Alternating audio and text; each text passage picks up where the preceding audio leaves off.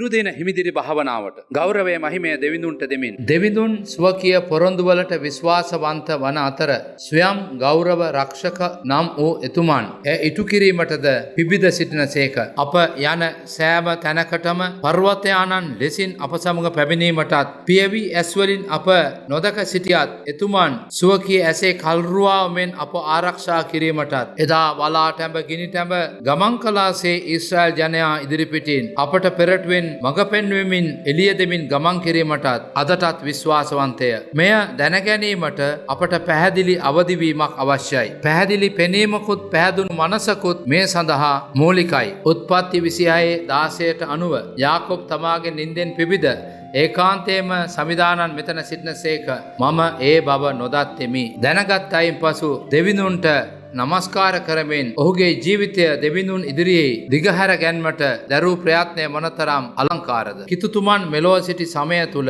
පරිසුරු සදිසිවරු සමිදානන්ව හැඳින ගත්තේ නැහැ. ඇස් තිබුණත් ඔවුන් අන්ධව සිටියේ. දකින පිණිස විධිමත් ජීවිතයක් ඔවුන් ගත කළේ නැහැ. එතුම් අප සමග සිටින වග අප සමගින් ගමන් කරන වග මේ හැම දෙයක්ම වඩා පැහැදිලි ලෙස පසක් කර ගැන්මට එකක් අවශ්‍යය. එය පැහැදිලිය. යෝබ් 8:6 නුඹ පිරිසිදුව අවංකව සිටින්නෙහි නම් සැබෑවටම දැන් නුඹ උදෙසා උන්වහන්සේ පිබිද නුඹේ ධර්මිෂ්ඨකමේ නිවාසය සමාදානෙන් වර්ධනය කරනසේක. ශුද්ධකම සහ අවංකකම අපගේ ඇස් එළිය කරයි, මනස පැහැදීමෙන් පුරවයි.